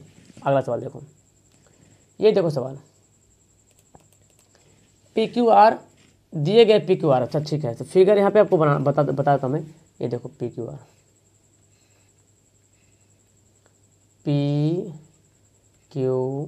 में, ठीक है, इसमें भी कुछ मिस्टेक होगा क्वेश्चन में, बहुत गलती है, ठीक है। AB समांतर है, AB QR के समांतर, ठीक है। PQR के क्षेत्रफल का अनुपात 1.2 है, ठीक है, क्षेत्रफल का अनुपात PQR, क्षेत्रफल का अनुपात दिया हुआ है 1:2। ठीक है, अब देखो PQ और AQ निकालने बोल रहा, PQ और AQ निकालने बोल रहा। ठीक है, तो ये दिया हुआ हमारा, यहाँ पे क्यों आ गया भाई, अच्छा ये AB, ये दिया PAB ये वाला छोटा वाला, और PQR। ठीक है, इसको मैं फिर से बनाता हूँ आपको फिगर, तो आपको क्लियर से दिख जाएगा। ठीक है, ये देखिए ऐसे दिया हुआ है PQR और यहाँ पे AB। ठीक है, तो PAB और PQR का क्षेत्रफल अनुपात है 1:2। तो PQ और AQ ये निकालने को बोला जा रहा है, इनकी बड़ा त्रिभुज वाला और फिर इसका निकालेंगे पूरा। ठीक है, तो कैसे निकालेंगे, तो सबसे पहले ये जानो कि जो त्रिभुज का जो क्षेत्रफल होता है वो भुजाओं के वर्गों के योग के बराबर होता है, ये होता है ना। तो त्रिभुज PAB का क्षेत्रफल है ना, का क्षेत्रफल बटा त्रिभुज PQR का क्षेत्रफल जो होता है किसके बराबर होता है, भुजाओं के वर्गों के योग के बराबर। यानी कि PAB कौन है, PAB यहाँ तक कि PA का स्क्वायर और बटा PB का स्क्वायर इसके बराबर होता है। ठीक है, इसका कितना दिया 1 दिया, ये 1 दिया, यहाँ पे 2 दिया, तो PA का PA/PB स्क्वायर को हम ऐसे लिख सकते हैं, स्क्वायर को इधर भेज देंगे तो क्या होगा 1/2 का ओवर रूट PA/PB, तो क्या होगा PA/PB क्या हो जाएगा हमारा 1/√2 है ना। लेकिन हमको क्या निकालना है PQ निकालना। अच्छा PQ था ना, ओह सॉरी PQ, ठीक है PB नहीं PQ यहाँ पे करेंगे PQ, ये PQ है ना, यहाँ से PQ है, ये PQ है, तो PQ तो पता चल रहा √2 आ रहा, लेकिन PA नहीं पता चल रहा इतना, लेकिन पता चल रहा हमारा जो PA है ना, ये जो PA है, ये PA कितना आ गया, PA का वैल्यू कितना आ गया 1 आ गया। ठीक है, हमको निकालने का बोल रहा, PQ निकालने बोल रहा और AQ निकालने बोल रहा। तो एक पूरा PQ कितना है, पूरा PQ जो पूरा आया है देखो √2 आया, और PA कितना 1 आया, यानी कि इधर वाला जो 1 है ये ना 1 है, और ये पूरा जो है √2 है। तो √2 में से 1 घटा देंगे तो AQ बचेगा। तो जब AQ निकालना हमको है तो √2 में से ये 1 घटा देंगे, हो जाएगा ना। तो हमको क्या हो रहा, तो ये निकालने अनुपात निकालने बोल रहा। तो देखो PQ, तो PQ कितना आया √2 आया, अब AQ कितना है √2 - 1, तो 2 √2 - 1 है यहाँ पे कहीं, ऑप्शन ही यहाँ पे नहीं है ना, 31 का तो ऑप्शन ही नहीं है, इनमें से कोई नहीं है। क्लियर है, सवाल समझ में आया आपको, नहीं समझे एक बार फिर से समझ लीजिए। ये देखो सवाल है, मैं चाहता हूँ कि सवाल को मैं समझा दूँ अच्छी तरीके से, PQR और ये हमारा AB, समझो ध्यान से। तो ये त्रिभुज का क्षेत्रफल जो होता है ना, PAB का जो क्षेत्रफल है और PQR का जो क्षेत्रफल होता है भुजा के स्क्वायर के बराबर होता है। मतलब देखो PAB कौन है, PAB, तो इसकी भुजा कौन है PA हो जाएगा, और PQR इसकी भुजा क्या हो जाएगा PQ हो जाएगा, PQ हो जाएगा। ठीक है, तो इतना बराबर क्या दिया, अच्छा स्क्वायर होता है, वर्गों के स्क्वायर के बराबर होता है, इतना बराबर 1/2 दिया ना, ये देखो 1 दे दिया। अब PA/PQ स्क्वायर को इधर भेजेगा तो 1/√2 का क्या होगा ओवर रूट हो जाएगा PA/PQ। ठीक है, तो यहाँ तो PA का मान कितना आ गया 1 आ जाएगा, क्योंकि 1 का वर्गमूल निकल जाएगा। अब PQ का मान कितना आ गया √2 आ गया। ठीक है, तो लेकिन हमारा सवाल PQ/AQ बोल रहा, PQ/AQ, तो AQ कैसे निकालेंगे। तो ये देखो PQ यहाँ से यहाँ तक दे रहा हमारा √2 और ये दे रहा 1, तो ये इसमें से इसको घटा देंगे, यानी कि √2 - 1 घटा देंगे, तो ये √2 अनुपात √2 - 1, ये तो P ही नहीं बोल रहा निकालेंगे, ये देखो ये निकालने को बोल रहा है PQ/AQ, तो PQ √2 AQ √2 - 1, तो ऑप्शन तो है ही नहीं यहाँ पे, डी हो गया। अगला सवाल देखो, चित्र में दिए गए ओ केंद्रवृत्त में ये दिया हुआ चित्र में बनाता हूँ आपको। ठीक है, चित्र में दिए गए यहाँ पे देखो ये ऐसे बना हुआ है, एक मिनट यार ऐसा क्यों हो रहा है, ये देखो चित्र दिया हुआ है आपको, यहाँ से यहाँ गया और यहाँ से यहाँ गया। ठीक है, ये दिया हुआ है, चित्र बना हुआ फिगर यहाँ पे ऑलरेडी पहले से बना हुआ है, ऐसे बना हुआ। ठीक है, अब देखो चित्र में दिया BAC, इसका वैल्यू हमारा है, अच्छा इसका ये फिगर नहीं था, इसका फिगर कुछ और था, ये वाला ये ऐसे दिया हुआ था और यहाँ पे ऐसे इस तरह से ऐसे बना हुआ था, बहुत इंपॉर्टेंट सवाल है जी। ठीक है, यहाँ पे है और यहाँ पे ना, यहाँ पे जो ओ दिया हुआ है, और आपको कौन क्या दे रहा है, देखो ये ए बी सी, तो बी ए सी बोलता है, बी ए सी ये कौन दे रहा है 60 डिग्री, तो बोलता ओ बी सी ये कौन पूछ रहा है आपसे, ठीक है, ये कौन आपसे पूछा जा रहा है, और यहाँ पे ऐसे दिया हुआ है। तो आपको पता ओ बी और ओ सी क्या है, वृत्त की त्रिज्या है, ओ बी ओ सी त्रिज्या है। अच्छा ये जो 60 है ना, इसका दुगना यहाँ पे होता है, 60 का दुगना होता है 100 कितना 120, ये दुगना होता है, ठीक है, 60 का दुगना होता है, ये बात याद रखें। तो यानी कि इसका ये आधा, ये दुगना, तो ये तो ऑलरेडी 120 हो गया। तो जब ये दोनों कोण बराबर है, ये दोनों भुजा के आपस में बराबर, क्योंकि त्रिज्या है तो वृत्त त्रिज्या तो आपस में बराबर रहेगी, वृत्त त्रिज्या बराबर तो कोण भी क्या आपस में बराबर, तो 120 तो अकेला यही हो गया, तो बचा 60, तो आधा आधी बांटेगा तो कितना कितना बटेगा, 30 डिग्री बचेगा कि नहीं करेगा, है ना, 30 डिग्री में बटेगा। समझ आया मेरी बात को। देखो जी, ये फिर से देखो, ये फिगर दिया हुआ है, ये ऐसे, ये रूल आप पढ़े होंगे 9 क्लास में पढ़ना था आपको। देखो ये ऐसे दिया हुआ है, तो ये जो कोण है ना, ये 60 डिग्री, इस कोण का ये कोण क्या होता है, केंद्र पे बना कोण जो है इस कोण का डबल होता है 120 डिग्री। और ये क्या, ये त्रिज्या है, वृत्त त्रिज्या। वृत्त त्रिज्या क्या होती है, बराबर। तो जिस त्रिभुज, एक त्रिभुज भी बन रहा, तो जिस त्रिभुज के दो भुजा बराबर, उसके दो कोण भी क्या होता है, संगत कोण भी बराबर। तो 120 तो अकेला यही हो गया, तो बचा 60 ही बचा ना, तो बराबर कोण की जाए तो 30 में बढ़ जाएगा। अगला सवाल देखो, फिर यहाँ पे देखो, ये जो मैं बना रहा हूँ, तो ये यहाँ पे है फिगर, ये फिगर यहाँ पे है, ठीक है, ये दिया हुआ है, पी दिया हुआ है, और यहाँ पे ये पॉइंट ना, यहाँ यहाँ यहाँ दिया हुआ है, ऐसे दिया हुआ है, ये एक केंद्र यहाँ पे है, ठीक है। टी, ये टी दे रहा, और ये एस दे रहा, ओ दे रहा, क्या बोलता है, टी पी एस ये कोण 65 डिग्री, ठीक है। ओ टी एस ये कोण निकालने बोला, ये कोण अंदर वाला, ये कोण ओ टी एस निकालने को बोला जा रहा, ठीक है। ओ टी एस जो है कोण ज्ञात कीजिए, ओ टी एस। अब ओ टी एस कैसे निकालेंगे, तो आपको पता है ये कोण और ये कोण जोड़ करके 180 डिग्री होता है, तो 65 यहीं पे हो गया, तो यहाँ पे कितना बचेगा, आप बोलेंगे ना 115 बचेगा, 180 में से 65 घटा देंगे कितना आ जाएगा, 115 डिग्री आ जाएगा। यानी कि ये वाला, अब फिगर मैं साफ से बनाता हूँ, ठीक है, बड़ा से बनाता हूँ फिगर, ये है आपका और ये है, ठीक है, ये समझ लो स्पष्ट है, ये पी है, ये ऐसे किया ऐसे किया ऐसे है। अब देखो टी एस ओ, ये यहाँ पे दे रहा 65 डिग्री, तो ये कोण ओ और कोण पी ये दोनों मिला के 180 डिग्री होता है, तो ये अकेला तो हो गया 65, तो यहाँ पे कितना बचेगा, तो बोलेंगे सर 115 डिग्री बचेगा, है ना, घटा देंगे 180 में से, 180 में से 65 घटा देंगे तो 115 डिग्री, तो ये हो गया 115 डिग्री। और ये वृत्त की क्या है, त्रिज्या है, ये भी वृत्त त्रिज्या, ये भी वृत्त त्रिज्या है, और त्रिज्या वृत्त के आपस में क्या होती है, बराबर होती है, और त्रिभुज तो बन रहा, तो जिस त्रिभुज की दो भुजाएं बराबर हो उसके संगत कोण भी बराबर है, तो कितना बचा 115 तो ऑलरेडी हो गया पहले से, तो बचा 65 डिग्री, 65 को बंटवारा कर दो, तो 32.5 में क्या हो जाएगा, बंटवारा हो जाएगा, है ना।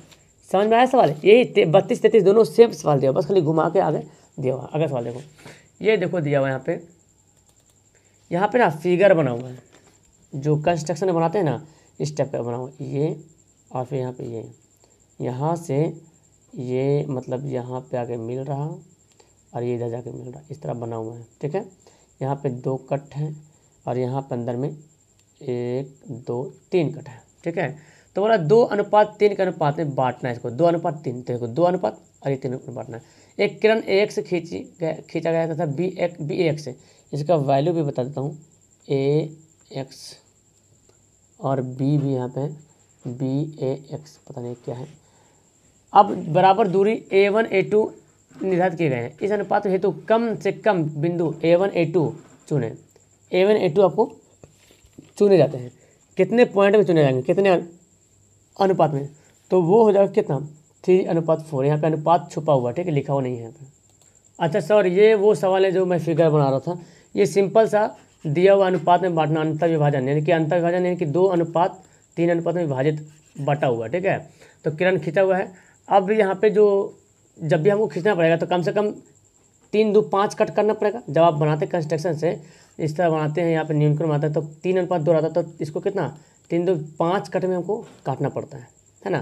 तो आंसर हमारा क्या हो गया, इसका बी हो जाएगा। वो सवाल अगला है, ये देखो फटाफट करते हैं। यहाँ पे किसी ABCD में BD बराबर 5 है और BC बराबर 7.5 है और A का समद्विभाजक AD, तो AB का वैल्यू निकालना है।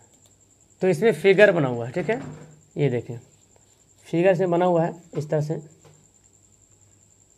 फिगर बना हुआ यहाँ पे है, ये है ए बी सी डी, ठीक है, बना हुआ फिगर है ये।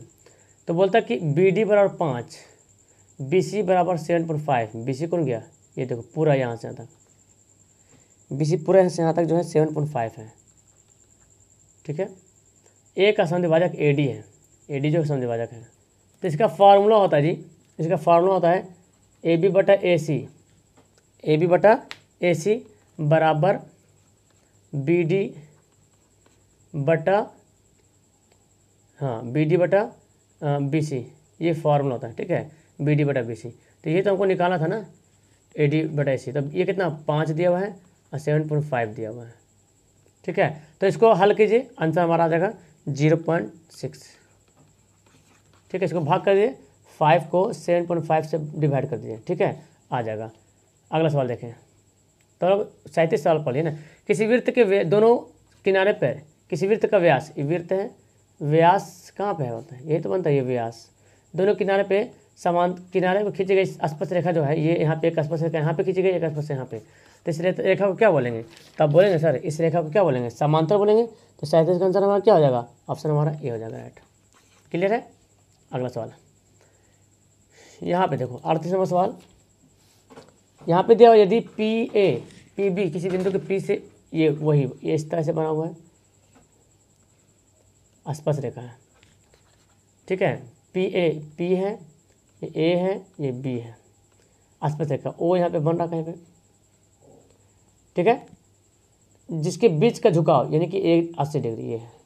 तो पी ओ ए ये निकालना, पी ओ ये वाला निकालना है, ठीक है, ये निकालना वो कौन, ठीक, क्लियर है। तो पहले तो ये जानो कि टोटल कितना दिया, 80 दिया, टोटल कितना दिया, 80 दिया, ठीक है। तो टोटल 80 है, और ये टोटल कितना होगा, ये टोटल आपको पहले बताया कि इधर लोग कौन इधर लोग कौन, दोनों मिला के 180 डिग्री होता है।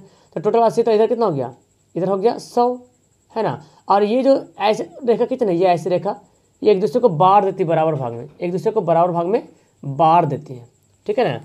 तो फिर तो जब बराबर भाग में बाढ़ दे तो 50-50 में क्या होगा, बढ़ जाएगा, बटेगा ना।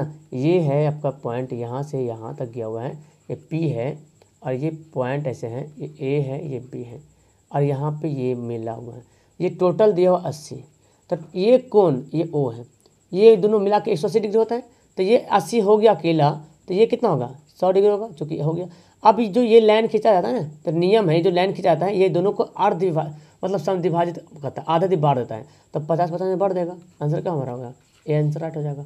ओके, अगला सवाल देखो, दिए गए P A 8 P D 39 number सवाल, ये दिया हुआ है, देखो ये फिगर बना हुआ, फिगर में बनाता हूँ, ठीक, ये पॉइंट केंद्र यहाँ पे है, और फिर ये जो है ना यहाँ से बड़ा ढांसू, यहाँ देखो ऐसे फिगर बना हुआ है, ए और यहाँ पे बी और यहाँ पे है सी और यहाँ पे डी और यहाँ पे पी। क्लियर है। तो इसका ये फार्मूला है जी, इसका ये फार्मूला, तो क्या क्या दिया, पी ए दिया हुआ है, पी ए बोले तो यहाँ से यहाँ तक दिया, पी ए पूरा 8, पी डी दिया हुआ है, मतलब ये दिया हुआ 4, सी डी दिया हुआ है, यहाँ 3 दिया हुआ है। तो फार्मूला होता है बाहर वाला जो है ना, बाहर वाला गुना टोटल, यानी कि पी बी गुना पी ए बराबर होता है इधर भी बाहर वाला पी डी गुना पी सी, ऐसे होता है फार्मूला, ठीक है, ये याद रखें। पी ए गुना सॉरी पी बी बाहर वाला है, पी बी गुना पी ए और पी डी गुना पी सी। तो पी बी कितना दिया हुआ है, पी बी तो निकालना पड़ेगा हमको। तो पी बी दिया हुआ है नहीं दिया हुआ है, पी बी नहीं दिया हुआ है, ठीक है। ओके, तो हम ऐसा काम करते हैं, पी बी ऐसे निकाल लेते हैं। पी ए कितना दिया, पी ए दिया हुआ हमारा 8, पी डी कितना दिया हुआ है, देखो पी डी 4 और पी सी भी दिया हुआ है, पी सी नहीं दिया। अच्छा, पी सी यहाँ से कितना हो जाएगा, तो यहाँ से तक 3 है, तो यहाँ से तक 7 4 है और यहाँ तक 3 है, तो 7 हो जाएगा, है ना। तो पी बी बराबर कितना हो गया, 7 चौक 28/8, ठीक है ना, ये हो गया 14 दूना 28 4 दूना 8 7 दूना 14 2 दूना 4 7/4, कितना गया, पी बी आ गया। हमको क्या निकालने बोल रहा है, ए बी होगा। तो पी ए कितना था, पी ए 8 था और ये पी बी कितना आया 7/2, तो घटाना पड़ेगा ना। ये पूरा पी बी है, ये पूरा पी ए है हमारा 8 और पी बी अभी निकाला मैंने 7/2, 8 2 16 माइनस 7 कितना हो गया 9 7 16 9 कितना जाएगा 4.5 आ जाएगा। 39 का आंसर हमारा है ना, 39 का आंसर डी होगा। समझ बहुत से स्टूडेंट यहीं पे जाएंगे और 3.5 रंग के चले आएंगे। ठीक है, तो ध्यान दीजिएगा यहाँ पे। ठीक है, ऐसा नहीं होगा। ठीक है, क्योंकि हम ये फॉर्मूला है, इससे हम पी भी निकाले। अभी हम पी भी निकाले, सवाल में क्या बोल रहा है, ए बी पूछ रहा है, ए बी मतलब ए बी ये वाला, तो पी ए में से पी बी घटा दीजिएगा, है ना, हो जाएगा। अगला सवाल देखो, ये देखो दिया हुआ है। अच्छा, यहाँ पे दिया हुआ है ये अनुपात, यहाँ पे छूटा हुआ है, इसको मैं लिख देता हूँ 3:4 है। यही वो सवाल था जिसका मैं फिगर बना रहा था। ठीक है, यहाँ पे 2 कट यहाँ था, 3 कट यहाँ पे था। आंतरिक रूप से किस अनुपात में विभाजित करते हैं, इसको जो है आंतरिक रूप से किस अनुपात में विभाजित करते हैं, ये आपसे पूछ रहा है। तो यहाँ पे जो कट रहा ना, ये बोला किस अनुपात में काटता है, तो यहाँ पे जो ऑप्शन यहाँ पे दिया हुआ है, तो देखना ऑप्शन के इधर वाला जो ना छोटा वाला, जो ये छोटा वाला जो है ये बड़ा वाला काटता है, और जो बड़ा वाला छोटा काटता है, तो ये इधर आ गया, तो ये 4 और ये 3। तो देख रहे ऑप्शन के यहाँ पे मिलता है छोटा बड़ा, बड़ा छोटा, पहले बड़ा फिर छोटा। ठीक है, अगला सवाल देखो, 14 सेंटीमीटर बेलन के वक्र सतह का क्षेत्रफल दे दिया है इतना, तो आयतन निकालना है। तो बेलन का वक्र क्षेत्रफल क्या होता है, 2πr होता है, कितना है 264। अब पाई का वैल्यू हमको बैठाना पड़ेगा यहाँ पे। ठीक है, चलो तो यहाँ पे बैठा लेते हैं 2π/7। आर का वैल्यू ये ऊंचाई है ना, एच कितना है, एच तो 14 है, 264। देखो कटेगा यहाँ पे 22 से कटेगा, 22 एकम 22, 22 दूना 44। ठीक है, 2 छक 12, और यहाँ पे कटेगा नहीं कटेगा, तो कितना हो गया आर गुना 14/7 बराबर 6, 7 छक 42, है ना। तो यहाँ पे हो जाएगा, देखो 7 दूना 14 काटो, 7 दूना 14 और 2 तिया 6 काटना आता है ना, आर बराबर कितना हो गया 3 हो गया। अब क्या निकालना है, आयतन निकालना है। आयतन क्या होता है πr²h, πr²h 22/7, आर कितना है 3 गुना 3, एच कितना है 14 है, 7 दूना 14, तो 22 दूना 44, 3 तिया 9, 9 तिया 27, 27 को 4 से गुना करो, ओ सॉरी πr² है ना, r², तो 3 क्यों 2 ही बार लिखेंगे, तो 3 तिया 9 ही होगा, 9 चौक 36 के 6 बचा 3, 9 चौक 36, 37 4 से 39, ये आ गया आंसर हमारा सी हो गया। ठीक है, तो πr² था, मैं यहाँ पर डबल लिख दिया था। ठीक है, आंसर हमारा सी हो गया। ओके, ये सर 2 गोले का आयतन, ये क्वेश्चन ही कुछ गलत दिया हुआ है। ठीक है, क्वेश्चन गलत दिया हुआ है, आयतन दिया हुआ है, क्षेत्रफल पूछ रहा। तो ये सवाल ऐसे होना चाहिए 8:27 होना चाहिए।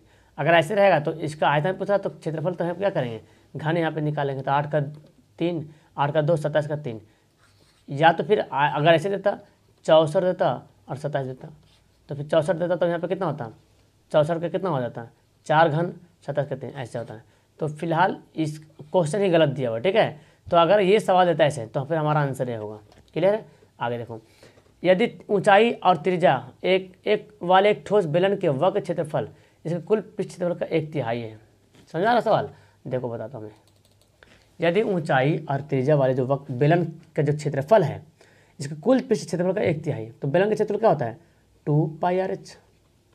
अच्छा, कुल पृष्ठ क्षेत्रफल यानी कि 2πr × r+h, यही होता है ना, इसका क्या है 1/3 है, ये बोल रहा ये जो क्षेत्रफल है, अब कुल पृष्ठ क्षेत्रफल का 1/3 कर दिए, तो 2πr गया काम से, 3 इधर आ जाएगा 3h, ये क्या होगा r+h हो गया। तो h को इधर लाइए, 2h बराबर कितना हो गया r, तो h बराबर कितना हो गया r/2 है ऑप्शन में। देखो ये तो है हमारा 1/2, हम लिख सकते हैं, चाहो तो 1/2 r ऐसे कर सकते हैं, क्या दिक्कत है, आंसर हमारा क्या हो गया बी हो गया। क्लियर है। अब देखो ये सवाल जल्दी खत्म करते हैं। 12 सेंटीमीटर व्यास के गोले द्वारा विस्थापित हवा का आयतन, तो आयतन निकालना है। गोला का आयतन क्या होता है 4/3 πr3। अब देखो आंसर पाई में ही शायद दे रहा, क्या आंसर पाई में दे रहा, 4/3 पाई। आर कितना है, आर कितना 12, तो 12 गुना 12 गुना 12, 3 चौक 12, तो 12 12 144, 4 चौक 16, 4 चौक 16 गुना 144, 16 चौक 6 चौक 24 आ रहा ना। अच्छा सॉरी, ये जो 12 सेंटीमीटर व्यास दिया हुआ है, तो त्रिज्या आधा हो जाएगा, 6 गुना 6 हो जाएगा, ओह सॉरी 6 गुना 6 हो जाएगा, तो 3 दूना 6, तो 6 छक कितना होगा 4 दूना 8, 6 छक 36। देखो यार इसको, ये तो मेरा एक्चुअली ऐसा क्यों हो रहा ना, अभी जो मैं रिकॉर्ड कर रहा हूँ वीडियो 12:39 रात हो रहा है, इतना काफ़ी देर हो रहा है ये वीडियो, 1 घंटा, क्योंकि बहुत सारे क्वेश्चन इसमें पगलाए हुए हैं। तो पाई 4/3 पाई आर क्यूब, तो 4/3 पाई आर कितना है 6 गुना 6 गुना, ये व्यास को आधा करेंगे, 3 दूना 6, 6 दूना 8, 6 छक 36, इसको बनाओगे तो आंसर हमारा डी आएगा। ठीक है, पाई का मान नहीं लिखना है। अगला सवाल देखो, अगला सवाल दिया हुआ 5 सेंटीमीटर भुजा वाले घन को बांटकर 1 सेंटीमीटर भुजा वाले कितने घन में आएंगे। तो भुजा घन है और ये भी बांटना है घन में ही, तो 5 घन का आयतन का 5 गुना 5 गुना 5, लंबाई चौड़ाई गुना ऊंचाई। अब 1 सेंटीमीटर का भी 1 गुना 1 गुना 1, तो कितना हो जाएगा 5 25 25 125। हमारा आंसर क्या होगा, सी का राइट आंसर होगा। यदि 4 लगातार विषम संख्याओं का माध्य 6 है, ठीक है, तो बड़ी संख्या क्या है। अब पता नहीं, हमको पता नहीं 4 लगातार विषम संख्या कौन कौन है। तो पहली संख्या अगर x है, दूसरी संख्या x + 1 होगा, विषम संख्या x, कोई संख्या मान लिया x है तो x + 2 होगा, सॉरी, है ना। जैसे मान लिया कोई संख्या विषम संख्या कौन होता है, जैसे 3 हमारे मान लिया एक विषम संख्या, तो अगला विषम संख्या कितना होगा 3 होगा, अगला विषम संख्या 5 होगा, अगला विषम संख्या 7 होगा, तो कितना बढ़ रहा 2 बढ़ रहा। तो यहाँ पे भी हम एक लिए x, तो x + 2 लेना पड़ेगा, ठीक है, x + 4 लेना पड़ेगा, x + 6 लेना पड़ेगा, हो गया। ये विषम संख्या है, यानी कि यहाँ पे मान लें कि हम 1 माने, तो यहाँ पे 1 × 2 3, 1 × 4 5, 1 × 6 7 आ रहा ना। इसके जोड़ दोनों का माध्य कितना है 6 है। अब माध्य कैसे निकालते, ये जोड़ ये जोड़ ये जोड़, तो कितना पीस है 4 पीस है, 1 2 3 4, तो कितना 4 1 2 3 4x + 6 4 10 2 12, 6 चौक क्या हो जाएगा 24, तो 4x बराबर 12 उधर घट जाएगा, बचेगा 12। ओके, तो कितना आ गया 4 3 12, x बराबर 3। तो बड़ा बड़ी, तो बड़ी कौन है x + 6 है ना, 3 + 6 कितना हो गया 9, बड़ी तो ही ना, बड़ी तो x + 6 ही है। तो हमारा आंसर क्या हो गया 46 का, फिर हमारा आंसर बी राइट आंसर हो गया। ओके, समझ आया सवाल को। तो हमको एक यही मतलब लगातार ये बोल रहा ना, ये बोला लगातार, प्रथम नहीं बोल रहा जो 1 2 3 मान लेंगे लगातार। तो पता नहीं पहला संख्या कौन है, अगर हम अनुमान लेते हैं कि 1 होगा हमारा विषम, दूसरा हमारा 3 5 6 ऐसे अगर होगा, तो आप क्या कीजिएगा इस 7, तो हमको मानना पड़ेगा x होगा, दूसरा x + 2 होगा, क्योंकि 2 2 का बढ़ रहा है, विषम संख्या 2 विषम संख्या के बीच का 2 का डिफरेंट होता है, ठीक है। तो x + 3 x + 4 हो जाएगा, x + 6 हो गया, इसका माध्य निकाल लीजिए 4 का है, अच्छे अंतर आ जाएगा हमारा 9। अगला सवाल देखो, ये बहुलक निकालना है, बहुलक। तो देखो बहुलक मतलब जो बार बार आ जाए, ज़्यादा बार आ रहा है, 4 1 बार 2 बार 3 बार, 3 1 बार 2 बार आया, अच्छा ठीक, 6 1 बार 2 बार, तो बहुलक तो मेरा मिल रहा 6 और x का बहुलक। और यहाँ पे एक और सवाल होगा, 1 मिनट, सवाल एक और होगा, x का बहुलक, अच्छा यही हो जाएगा। तो 6 भी आ रहा और 3 भी आ रहा, 6 आ रहा और 4 आ रहा, है ना, 6 भी आ रहा 3 बार और 4 भी आ रहा 3 बार, तो फिर हमारा 47 का आंसर कितना होगा, आंसर 47 का आंसर हमारा क्या होगा, बी हो जाएगा, आंसर बी। अगला सवाल देखो, 3 सिक्के को उछाले जाते हैं, तो कम से कम 2 हेड आने की क्या प्रक्रिया है। 3 सिक्के को उछालेंगे तो हेड हेड टेल, हेड आ जाएगा, टेल टेल टेल आ जाएगा, हेड टेल हेड आ जाएगा, टेल हेड टेल आ जाएगा, टेल टेल हेड आ जाएगा, हेड हेड टेल आ जाएगा, टेल हेड हेड आ जाएगा, हेड टेल टेल आ जाएगा। कितना है 1 2 3 4 5 6 7 8 परिणाम आ गया। कम से कम 2 हेड हो, मतलब 2 से कम नहीं हो सकता, 2 से ज़्यादा रहेगा तो चलेगा, ठीक है, 2 रहे लेकिन 2 से कम ना रहे, हेड हेड। तो देखो ये भी गिन लेंगे हम, क्योंकि कम से कम बोला तो कम से कम 2 से कम ना हो, ज़्यादा चलेगा। तो 1 यहाँ पे हो गया, और ये देखो ये भी गिन लेंगे, 2 से कम नहीं, 2 तो है ना, 2 से कम तो नहीं, 2 हेड यहाँ पे हो गया, और कहाँ हो गया 3 हो गया, 4 हो गया, 4/8 1/2 है ऑप्शन। हमारा आंसर क्या हो गया, मैं करा चुका हूँ ये सवाल को, ठीक है। 2 पासों को फेंके उछालने पे प्राप्त संख्याओं का जोड़ा 7 होने ये क्या करता है। तो आप जब बनाओगे 1 2 1 1 1 2 1 3, तो लास्ट में जाएगा कितना 1 6 में जाएगा, है ना। तो यहाँ पे 1 6 आएगा हमारा, तो उसका फिर ऐसे जब बनाओगे तो कितना जाएगा 2 5 जाएगा, फिर जब बनाओगे तो 3 4 आएगा, है ना, फिर जब लिखोगे तो कितना 4 3 आएगा, ठीक है, फिर जब लिखोगे तो 5 2 आएगा, और फिर जब लिखोगे तो 6 1 आएगा। तो 1 2 3 4 5 6 घटना घट रहा, और टोटल घटना कितना 36, 6 6 36, 1/6 है हमारा आंसर। समझ में आई बात को, आपको लिखना पड़ेगा 1 1 1 2 1 3 1 4 2 1 2 2 2 3 ऐसे लिखना पड़ेगा। तो इस तरह से आप देखेंगे तो ये देखो जोड़ आ रहा ना 7 7 7 7 7 7, 6 घटना 6/36, 49 का आंसर अभी। और आखिरी सवाल, किसी कौन सी घटना प्रायिकता नहीं हो सकती, बहुत ईजी सवाल। प्रायिकता होने का फंडा ये है, जो प्रायिकता होगा वो ना 0 से 1 से बड़ा होगा, सॉरी 1 से छोटा, प्रायिकता जो होगा वो 1 के बराबर हो या 1 से छोटा होगा, ठीक है, बड़ा नहीं होगा, ठीक है, 1 से छोटा होगा। और 0 से बराबर हो जाएगा तो 0 से बड़ा रहेगा, ऐसे, ठीक है, 0 से बड़ा रहेगा लेकिन 1 से छोटा रहेगा।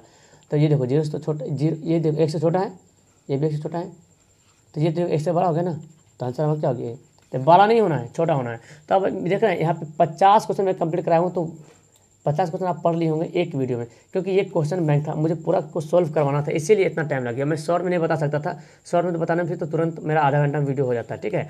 चलो ठीक है, तो वीडियो अच्छी लगी तो लाइक वाइक कर देना। Okay bye, that's all, thank you everyone, have a nice day.